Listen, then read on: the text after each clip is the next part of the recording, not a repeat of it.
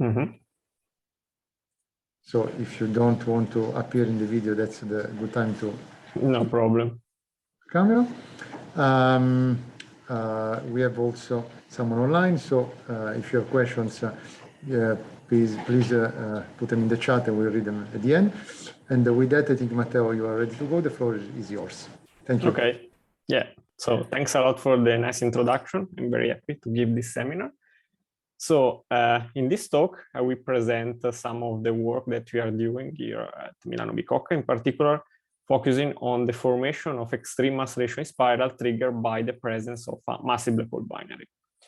So this work has been done in collaboration with all these people here. The main contributors to this work are those. So myself, Alberto, and in particular two master students, Giovanni and Riccardo, that I was very happy to mentor them.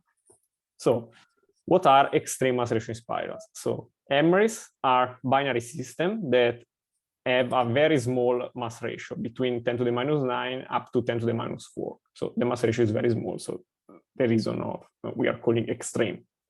They are generally formed by compact objects. And the most standard example of an MRI is a binary system that is formed by a massive black hole that resides in the galactic nuclei, plus a stellar mass compact object that usually can be a black hole. So MRIs will be very important target for the LISA science case, and in particular, they will be very important sources that they are expecting to shine here in the bucket of LISA, so the most sensitive part of the frequency band in which LISA will observe. And the reason for this importance is that given the extreme mass ratio, the gravitational wave emission is quite inefficient. And so it means that the gravitational wave driven spiral can last quite a long, 10 to the 4 up to 10 to the 5 orbital cycle.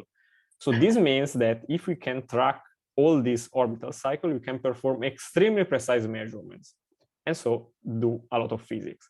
For example, we can precisely map the space-time around a Kerr black hole and perform tests of GR, for example, looking for the deviation from the quadrupole moment of the black hole.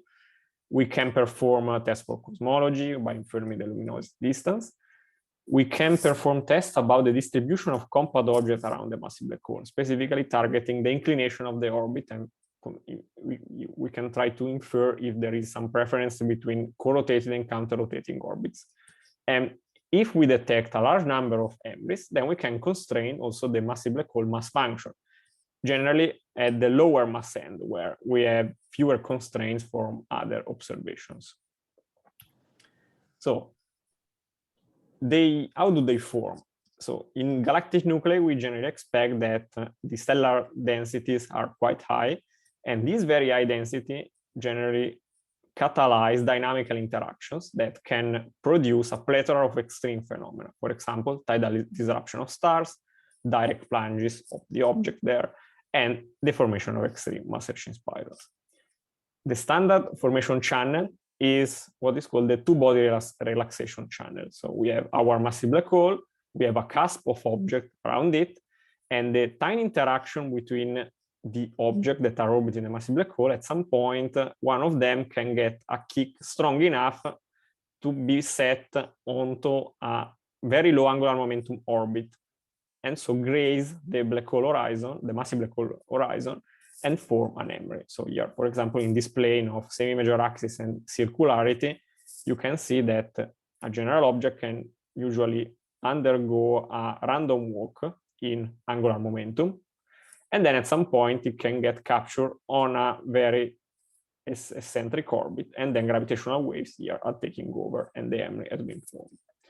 Another possible process is the formation of an MRI by the breaking of an existing binary. So we have a stellar mass binary that is getting too close to the massive black hole. The tidal force of the massive black hole can separate the binary. One of the objects remains, and the other one is ejected towards infinity with a very high velocity. And this is another possible formation scenario that we expect to produce less eccentric objects. Finally, Another formation mechanism that has been investigated lately is the migration in the AGN disks, and here gas torque generally do the job in forming emeries. And since generally the gaseous interaction washes out the eccentricity, we expect that this emery can be much more secure. And finally, we can have another possibility.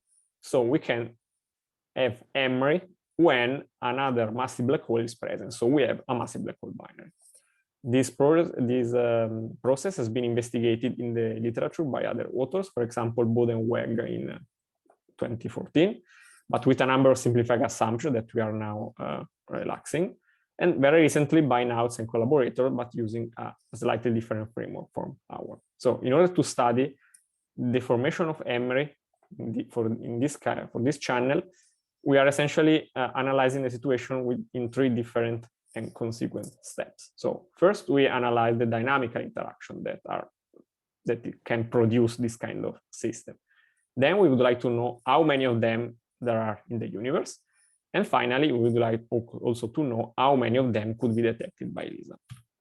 So starting with the first step, this is our simulation setup. We have a primary massive black hole surrounded by a cusp of compact objects.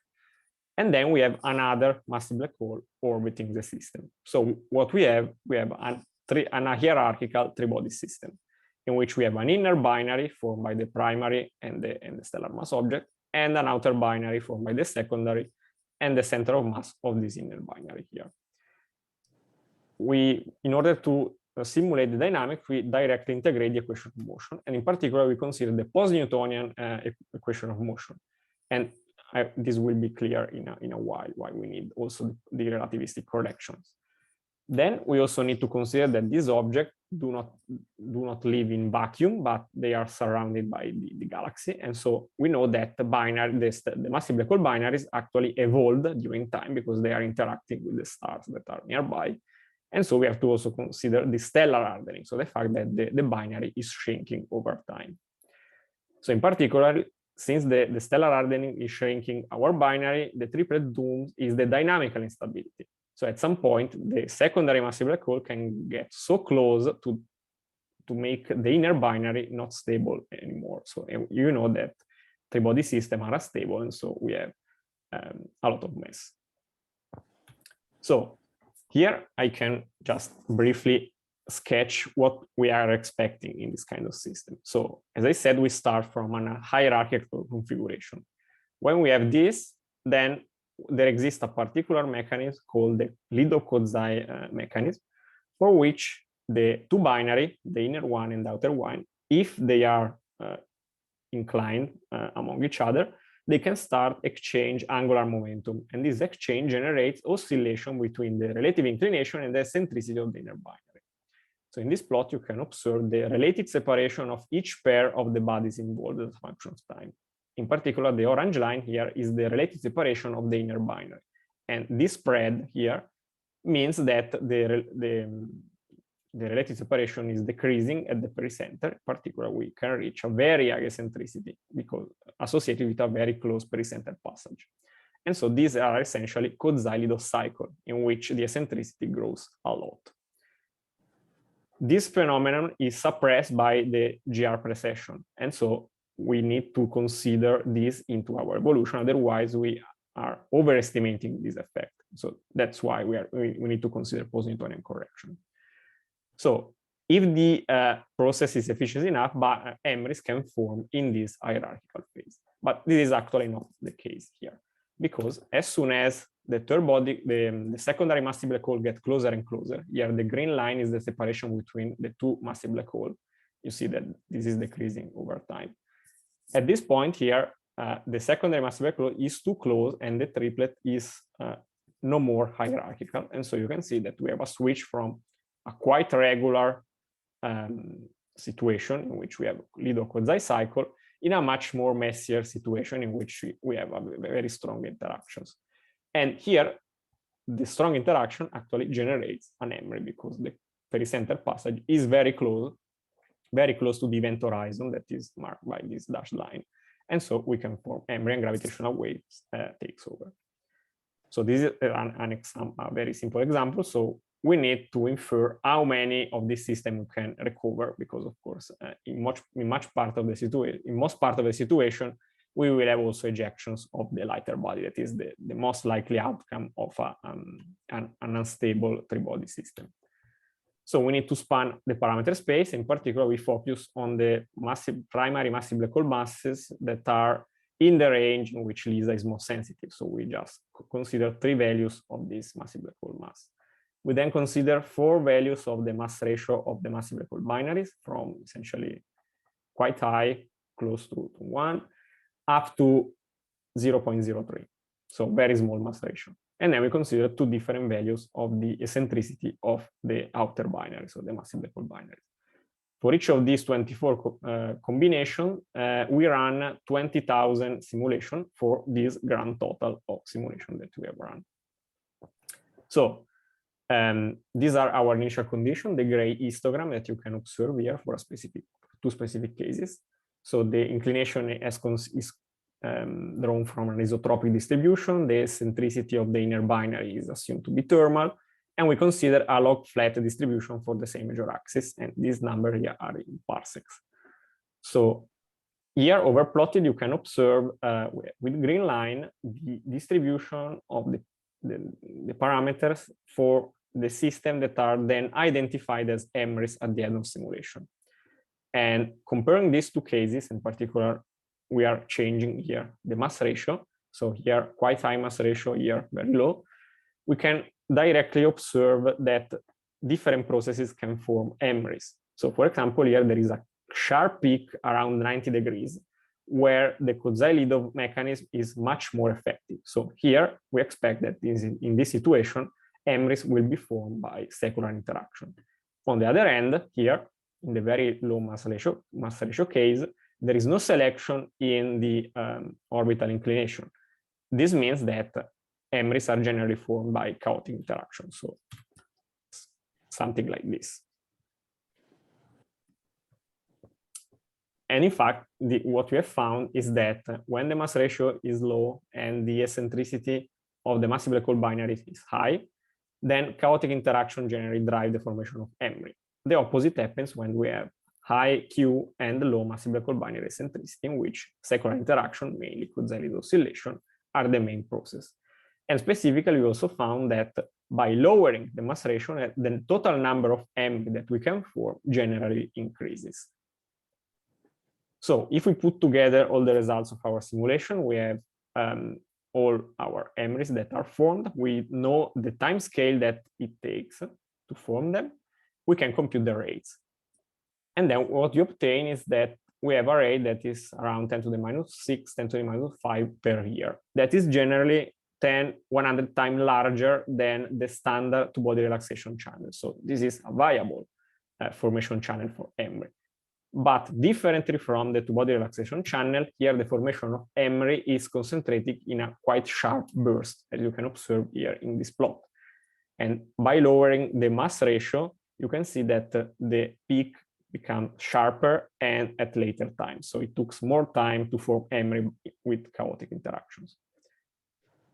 And so, and if the fact that the formation is concentrated in a burst is essentially due to the fact that the process is driven by the lifetime of the binary that is actually shrinking, first because of stellar hardening, and then at some point gravitational waves will take over and will merge also the massive black hole binary.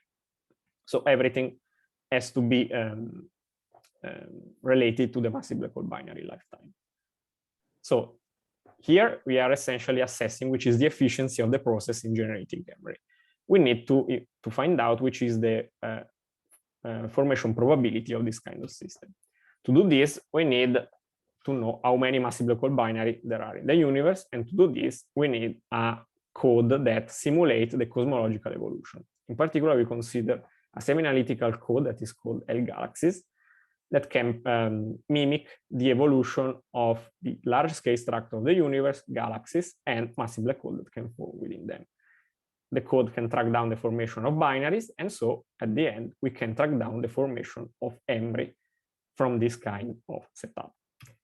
So from the code, we get that the massive black hole binary formation rate is around 7 binaries per year. And this is the distribution according to redshift, masses, and mass ratio. So we can see that within this framework of L galaxies, most part of the massive black hole binary are around this mass ratio here, with most of them with this mass that you can observe here. And also the redshift distribution peaks around 3 or so. By using our results from our, essentially from the table of our simulation, we can also compute which is the Emery formation rate, because we can attach this number each time we have a binary in our framework. And so we found out that a lot of Emery, several tens per year, can form by this kind of interaction, and essentially for the two different eccentricity that we have considered. And this is the distribution according to redshift, that is essentially similar to the massive black hole binary formation rate, because our simulation do not depend on redshift actually, but we have a different behavior with respect to the primary mass and the mass ratio. And specifically, we have that more Emery are formed by at larger masses. So here, this number here means the number of Emery that we have in the universe forming from this kind of channel. In order to observe them, we need LISA, and in order to infer how many of them could be actually detectable. So probably you may know, but LISA is a very ambitious experiment that will observe gravitational waves in the millihertz band. Primary target will be massive black hole binaries, but also Emery that will shine here in this region. So in order to infer this, we need a waveform in order to assess which is the signal to noise ratio of the object that LISA will target. And Emery waveforms are extremely complicated because the dynamics is very, very, very messy, and a lot of people are working on this to produce very precise waveform in order to perform the data analysis. That will be a very difficult task. But here, in order to just have an idea of how many of them we could detect, we just consider a very basic waveform employed in this work here, and essentially dating back to the work of Barak and Cutler at 2004. That is essentially a leading order waveform in the Fourier domain. And so we compute the waveform for all the Emerys that we are producing, and we assume that Emerys will be detected when the signal to noise ratio exceed the threshold of 20. And what we have found is that during the 4 years of LISA mission, we can detect tens of merger around over the total for both the eccentricity that we have explored. So this is not a negligible amount of Emery. So we are quite happy with this. And from the SNR distribution, we can see that some of them will be very loud, and so a higher possibility of detecting them and tracking them for a long time and perform all the tests that I told you before. Finally, we expect that these are the distribution of the parameters of the Emerys that will be detected by LISA when this is convolved with the sensitivity. And differently from here, in which we see that most part of Emery are formed when we have larger primary massive black hole, because of the LISA sensitivity that is actually peaked around the millihertz, we are selecting lower massive black hole binary mass. So we are reversing the trend. And that's because LISA will be sensitive for this kind of mass range. And so I think I can just conclude. So we have found that the formation rate of Emery due to the presence of a secondary massive black hole is much larger with respect to the standard two-body relaxation channel. But the Emery is generally concentrated in a burst that span tens of mega-years up to 100 mega-years. And this is due to the lifetime of the massive black hole binary that is actually evolving in our setup, differently from other works in the literature, for example, this one, in which the binary has been kept fixed, and probably that's why their results, they found that the memory rate is much lower than ours. This channel is definitely non-negligible. A non-negligible part of all detectable memory could be generated by this kind of channel. And we also probably underestimated the rates due to the limited massive black hole binary parameter survey, because you see, we should probably try to look for other systems in this area here. Finally, there are some improvement of this work. In particular, we can introduce the effect of the massive black hole spin, because forming memory is a quite delicate process, because the compact object has to graze the event horizon, and the size of the horizon counts a lot. So if you have counter-rotating or co-rotating system, can form a different number of memory. And we can also try to introduce stochastic kicks due to the two-body relaxation. So here we are essentially ignoring the fact that there are other compact objects around the massive black hole, not only three bodies. And this can be introduced by introduce stochastic kicks during the three-body integration, mimicking this kind of system. We can consider different potential and, of course, wider parameter space. And finally, something interesting could be investigate some distinctive properties of memories formed from this channel. If I have to guess, probably the very high eccentricity that at some point can be reached because of the very strong interaction. So I think I'm done. If you have any question, please ask. Thank you. Thank you so much. Okay, do we have any questions from the people? So I know that for the massive black hole merger rate, there's... Sorry, I cannot hear very well. If you want, maybe you can help. Yeah, thanks. Hi, so this is Angelo Ricarte. Hi, Angelo. I know that for the massive black hole merger rate, there are orders of magnitude and variation among different models. Yes. Is the same true for the Emery rate? Oh, yes, of course. yeah, absolutely. Also, the very standard channel, the two-body relaxation channel, depending on the properties of the cusp, and the properties of the dynamics around massive black hole, you can have you have prediction in which you have maybe one merger per year up to several thousands. Okay. So yeah, we have a lot of uncertainty. Thank you. More questions from here? No. Any question from people online? Nothing on chat. Cannot see any. Okay. But I have just a very basic, simple question. What is the challenge of determining the waveforms for these types of binary systems with respect to the stellar mass type black holes? Yeah. So this is essentially this is a mathematical challenge, because the waveform is very complicated.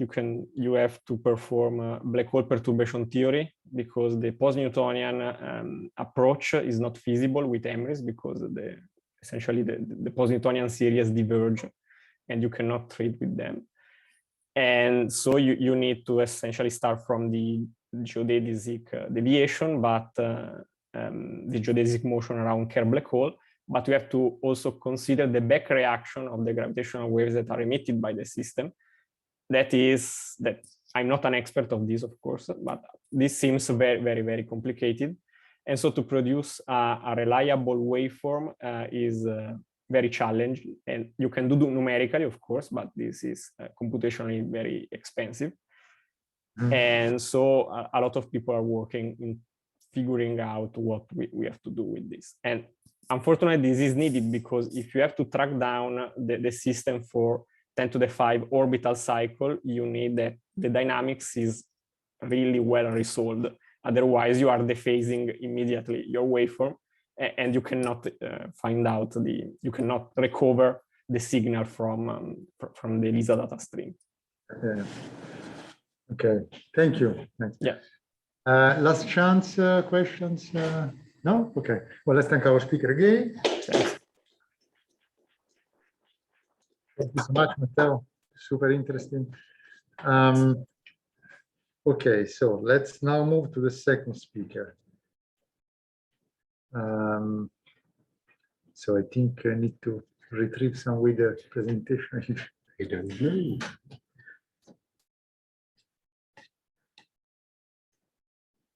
Okay. Yes, maybe better if you share the desktop and not all Okay, while you're set up, let me introduce our second speaker in person. So it's Maciek Wielgus, who's we started his academic career in astronomy at the Nicolaus Copernicus Astronomical Center in Warsaw, in Poland. Since 2017, has been involved in the Event Horizon Telescope project, working as a Black Hole University Fellow at Harvard in the years 2017-2021. And of course, together with the EHT, he published the first image of the EHT-VLBI black hole in 2019, and recently the first image of Sagittarius A as well.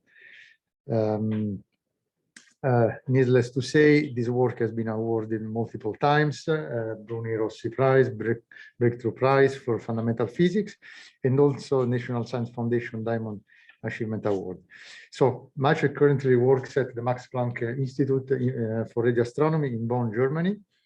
And okay, and with that, I think. Thank you. Thanks so much. It's a great pleasure to be back in Cambridge and to talk to you guys. I will be talking about something that I find extremely fascinating. Well, do anybody know how to remove this panel here? Hide the video panel. Huh? What? Oh, hide video panel. It quite work. All right, I think it's floating meeting controls. Yeah, that's what it is. Thank you. Okay, so on the first slide, you already see the artistic vision, which is depicting how the flare in Sagittarius probably doesn't look like. But I will move to our more better informed predictions about what are the observable signatures of flares and of orbiting hotspots in our galactic center. So pretty much all of that I'm discussing today is in the paper that was published about a month ago, claiming that for the first time we see a hint, or very strong hint in my opinion, for an orbital motion seen in millimeter wavelength. So now millimeter is perhaps not high energy for the high enough energy for the high energy department, but there is a connection to the high energy related to the flaring events in the galactic center. Let me give some kudos to the team behind this work. In particular, there is one person who was practically local here, but now Zach moved to Princeton. So now we don't have on this team local people in Cambridge anymore. I will start with this broad introduction to the galactic center. What you see is the spectral index map made by the Meerkat array. It's low radio frequencies. It's my second favorite image of the galactic center, released in 2022. Thank you, Daniel. You can see this is a large-scale image. It is a couple of square degrees on sky, so it's really like a large area on sky. But you can see how much of a hot mess is around. There are really locations of very different properties, which we see through this spectral index mapping. But what we are after is somewhere here in this very center of the galaxy, in dynamical sense or in whatever reasonable sense, and somewhere very deep in beyond a single pixel of this image, far higher resolution, there is my favorite image of galactic center released this year, which is the image by the Event Horizon Telescope released in May. So to get this blurry donut at this absolutely extreme angular resolution, we had to use this incredible array called Event Horizon Telescope, which is literally the telescope of the size of the Earth. It's using the interferometry, very long baseline interferometry technique, and it's pretending to be a single dish with baselines like from one pole to the other pole, or like from Hawaii all the way to Spain. So this is the diameter, the aperture of the telescope. But this interferometric array of the Event Horizon Telescope has a substructure, because two of those stations that are individual nodes of the Event Horizon Telescope, they are interferometric arrays themselves. This is ALMA in Hawaii, the most powerful radio telescope we have at our disposal on this planet, or actually we don't have any on any other planet as far as I know, and SMA, which is a smaller radio array. So these guys normally work like interferometers themselves, meaning they pretend to be a dish of the size equal to the distance between individual antennas. But for the EHT, we need them to work together, don't communicate between the dishes, don't ask about mutual correlations, but instead just get the raw signal, phase it up, and then sum it up and give it to this large meta array of the Event Horizon Telescope for the correlation. Well, nevertheless, astronomers are very greedy people. If we can have more than one data product, we want more than one data product. So we went around the standard ALMA procedures for data reduction to be able to extract both data sets that can be correlated with this large array of the Event Horizon Telescope and the data sets that can be correlated between individual dishes of these sub-interferometric arrays. And the main motivation for us to do that was related to the calibration of the Event Horizon Telescope data. Our hope was that if we take images with ALMA alone, these images look like this. You can see now that they are on very large angular scale of arc seconds. They represent a feature called a mini spiral. This is cold gas slowly trickling into the galactic center, and they show a very active variable in time point source. And this point source is associated with our supermassive black hole Sagittarius A star. So our idea was that maybe we could use all this data of ALMA as an interferometric array. ALMA observed EHT targets with about 30 dishes. 30 dishes means about 1,000 data points in every 4 seconds times 4 bands. So we have amazing amount of data. This is every point on this plot is one data point in one band in 4 seconds. So times thousands time units times 4 bands. That's how much data we have. So now the idea was that if we assume that this background source that lives on the spatial scale of parsecs is not changing during one night, which is very reasonable approach, then we could leverage all this power of ALMA with so much data to constrain the variability of the brightness of this point source. So in order to do that, all we need to do is use all of these millions of data points to estimate a single static image of a background, and at every time point, only estimate 2 quantities: the brightness of this unresolved data point and effective instrumental gain that is corrupting our signal.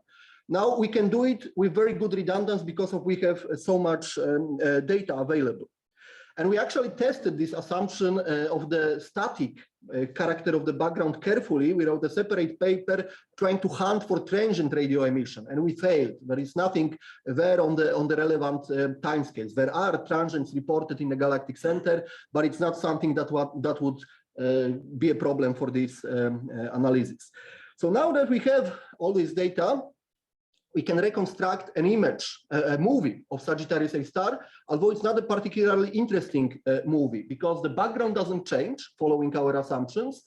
All that changes is this unresolved point source. So it's unfortunately 1 pixel movie. Nevertheless, astronomers love 1 pixel movies. We love to analyze light curves. So that's what we want to do. And we did that for the 3 days that EHT observed with ALMA. Oh no, I don't know what happened. Fuck. Okay. I'm trying, I'm not touching anything. I'm not sure about whether we are still connected to Zoom, but okay, I will just continue. Okay. We are on Zoom. All right, wonderful. Okay, so sorry for that. The code doesn't want you to reveal its secrets. That's what it is. Well, hopefully the mystery of the galactic center will just allow us just to learn a little more. Okay, so these light curves that are follow this special kind of calibration under assumption of the background that is static correspond to these blue curves, and we have done 2 different pipelines also with SMA, which is the yellow curve, sort of a consistency test to convince ourselves. Sorry, there's a little issue since we are not sharing. I am not sure. Okay, let me. Oh, you see, so we are on Zoom, but I am not on Zoom, perhaps. Yeah, let's get back to that. It's good? Yeah. Okay, sorry guys, there is let me play. And all right, sorry for that. So we made this redundant calibration with different types of data reduction to assure ourselves that we are doing the correct thing. Oh, that doesn't look like the right mode. All right, sorry. Oh no.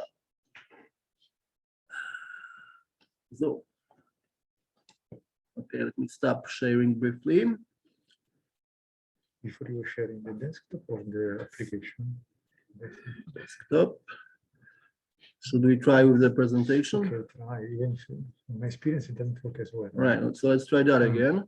And let me click play on my presentation. All right, so let's try then. Let's stop again. Share screen with the keynote ALMA. And let's try that.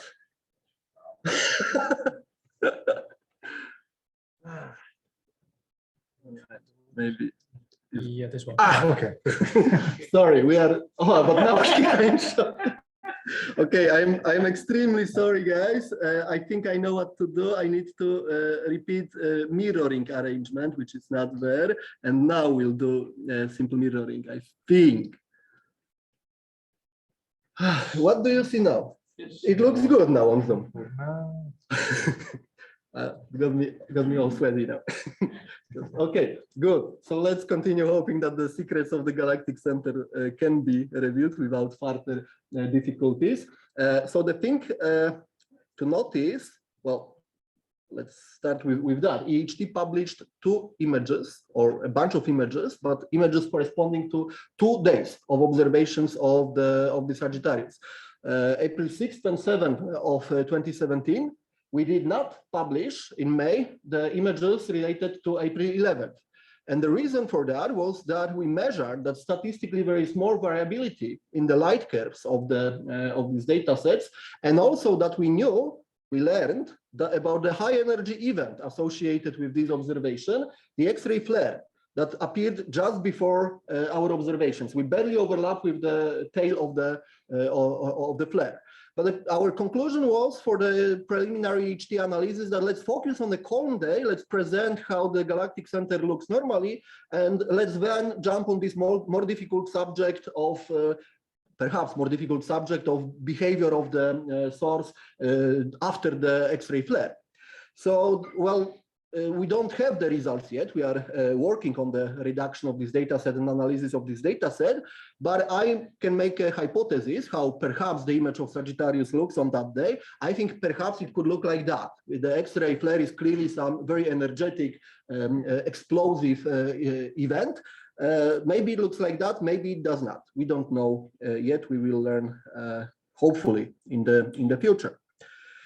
So this flare that happened just before the EHT observations was detected very robustly with Chandra and kind of marginally with Nusta. And if we place it on the grid of known flares, of measured Chandra flares on the duration versus counts plane, it would be here, meaning it was a rather energetic event, but it wasn't a very unusual event where there were order of magnitude stronger flares seen by Chandra before. So to conclude this part about motivations for the work on the ALMA light curves, we ended up using what we have learned about light curves in the EHT analysis in the VLBI data reduction. And I consider this to be a great success, enabling to a certain degree the results of the Event Horizon Telescope, because knowing the light curve and knowing the absolute effective gain of ALMA telescope, we are able to absolutely calibrate the ALMA as a phased array. Because we have a very short baseline that does not resolve source between ALMA and apex, it implies that we have absolute calibration of apex. Then we have another very short baseline that doesn't resolve the structure of Sagittarius between JCMT and SMA. So we move 1 degree of freedom out of 2 related to this baseline. Then there is an LMT, the very large Mexican single dish telescope, which was causing us a lot of problems with the gain calibration. We are able to deliver improved priors for visibilities measured with these telescopes. And then finally, knowing this light curve, we are able to normalize out the VLBI dataset to make the source appear more static. Sagittarius A star is a light supermassive black hole with light crossing time of mass radius corresponding to about 20 seconds, which implies that it is varying on short timescales, on timescales of minutes. So if we normalize the VLBI datasets by light curves, we can at least mitigate some amount of this variability, which is probably a part of the reason why we were able to construct a meaningful static reconstruction of the source with the EHT. So this is about motivation, and I am jumping to the to new science. So to this point, we're treating light curves as a nuisance, as noise. But noise for one astronomer is data for other astronomer. So now we will look into the light curves. So through this very efficient calibration, we obtained full Stokes, very high signal to noise ratio, light curves of this Sagittarius as a point source. And on the day with a flare, these light curves look like that. So this is brightness in time. We have this X-ray flare, and this is what radio is doing. But you can look at the plane of the polarization. Information of this plane is showing you, among other things, what is the electric vector positioning. So seeing this rotation, it implies that there is a rotation of the EVPA happening on time scale of about an hour. And this is a very interesting feature for us. It happens immediately after the X-ray flare. And if you compare different days, it looks like this polarization plane, what's going on the days without a flare, looks very much like a random walk. You don't see much of a coherent features. You see some coherence for the short while, for a time scale like, say, 10 minutes. But on the day after the flare, you really have these coherent loopy patterns, and the loops are consistently in the clockwise direction. Now, these loops only really happen after the X-ray flare, and then by the end of the observation day, it actually kind of returns to this stochastic pattern that doesn't, you cannot really say which direction it goes. So this was kind of interesting to us for the reason that we remember the results from the infrared, where the gravity collaboration claimed a detection of an orbital motion, which they saw as a brightness centroid motion, but also as sort of loopy pattern exactly on the QU plane of the polarized, linearly polarized component of the light curve. And they saw kind of clockwise, kind of 1 hour time scale motion. So if we zoom into this time immediately after the X-ray flare, this is somewhat similar what we see. We see this loopy pattern on a time scale of about 70 minutes. If we wanted to translate it to the orbital motion, if we assume Keplerianity, that would mean 10 or 11 mass radii, also in the clockwise direction. And you can, looking at this loop, you can measure a bunch of geometric parameters of this loop, like how symmetric it is, how much circular it is, how much time you spend in this funny little feature, the inner loop, what is the area ratio of this funny little inner loop with respect to the full loop. This little inner loop is an interesting feature, particularly because gravity collaboration made a prediction that for the configuration that they estimate for the magnetic field, for the inclination, you should have these tiny loops. It's just that their error bars would be too large to see a loop like this one. So they made a hint in one of the appendices that, well, it would be nice to see this sort of feature. And here we see this little loop going into the main loop. Now, how does it translate into orbital motion? This is non-trivial. If you see a brightness motion on sky, it kind of trivially follows some physical motion on sky. It's not that simple for Q loops. They are strongly affected by Doppler, by lensing, and by the nature of the synchrotron emission, direction of the synchrotron emission. Nevertheless, very recently, there's been a whole bunch of papers explaining the details of the how to interpret those Q loops and how to relate them with the physical motion. And in particular, there was a paper by Gelles et al., and one of those et al. Is sitting with us, that made this detailed study of dependence of the shape of Q loops or depending on different parameters of the system. And I was looking at this paper for a long time, and in particular at this loop. And if you look long enough at this loop and on the previous slide, you can see that they are the same thing.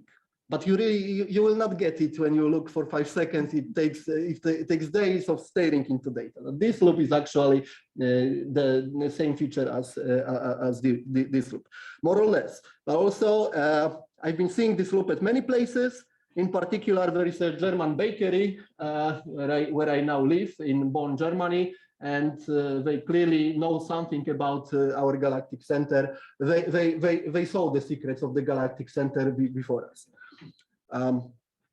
Okay, so using this simple model constructed by people working here at Cambridge, we did a grid search to match the properties of our loop in the data to the properties of models, and to figure out what kind of parameters of the system, if you wanted this interpretation of an orbital motion, what kind of parameters it would imply.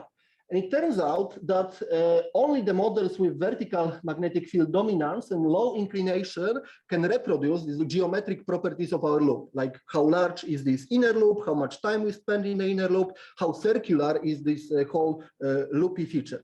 And this is interesting because that agrees with the earlier inference by gravity in infrared. Very different instrument, very different events. They also claimed poloidal magnetic field and low inclination from their analysis. So now that we have this very simple model by local people, this model doesn't answer some questions. It doesn't have a radiative transfer. It doesn't have like the finite size of the hotspot. It doesn't have physical parameters of the hotspot. It doesn't treat properly the slow light, well, the nature of the finite velocity of light. So we went on to move to make another model with Monika Mości-Brodska and Jesse Vos at Radboud University, who put in the code IPOL, they put a Gaussian blob representing our hotspot. They prescribed velocity, they prescribed all the physical quantities like magnetic field and temperature and density, and we tried to match these parameters along with the orbital parameters to our data. And when we did that, it turned out that we get quite decent correspondence between the data and the model. Blue are data, red dashed line is Gelles et al. Cambridge-based model, and a continuous line is the model with the full treatment of radiative transfer and well, other physical effects. So we get a model that matches the polarimetric quantities quite well. And this model is the model that is consistent with the with what gravity concluded based on their analysis. Now, the toyish version of this model, this is a very toyish version, would look like that with respect to the shadow of a black hole released by the Event Horizon Telescope. So under assumption of the Keplerian motion, that's the location of the orbit of this hotspot, and also the light curve is correct. The rest is incorrect. This is not a properly ray traced hotspot. This is a toyish representation of the of this model. Now, of course, we got very excited about these results, but there are many caveats to mention. This cannot work too well, and we also saw that the data are not very qualitatively matched with the model.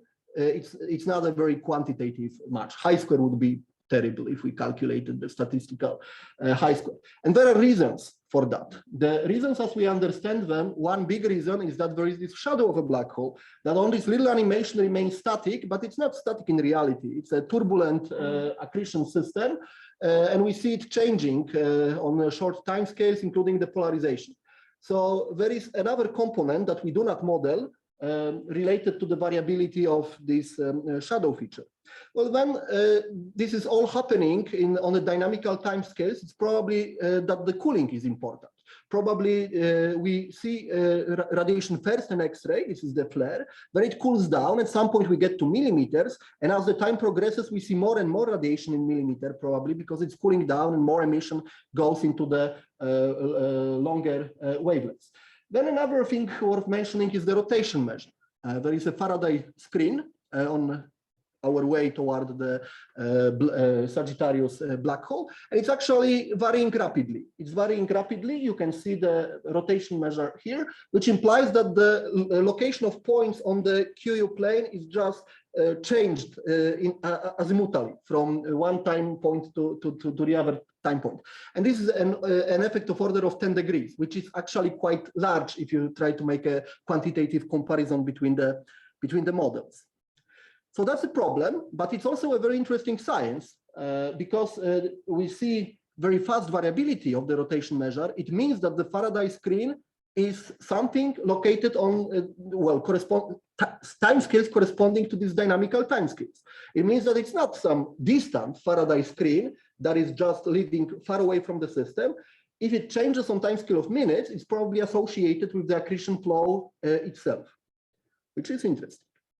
Now, one more thing that we can do, and now we're getting into a little bit of a speculative territory, just a little bit, so we can try to remove this rotation of the EVPA.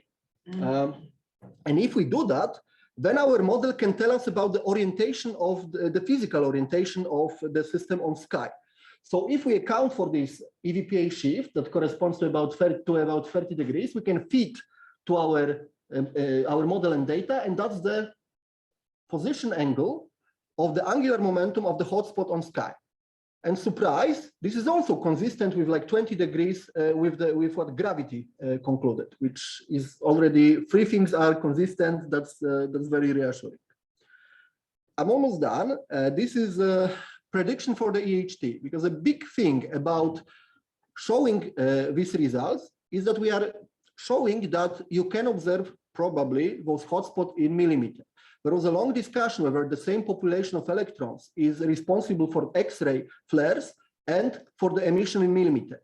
I think this is a very good proof that there is a causal relation between the X-ray flare and hotspot signatures at millimeter wavelength, which implies that these are the same electrons, which means that, well, this is something that EHT could resolve once we have a lot of data and we catch another flaring event.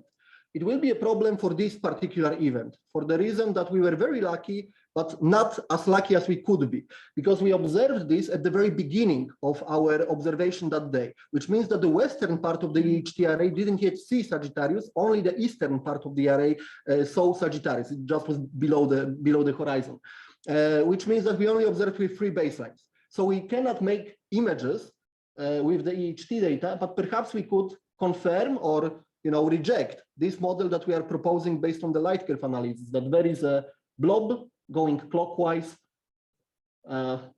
on orbit of about 60 microarc seconds as appearing on sky.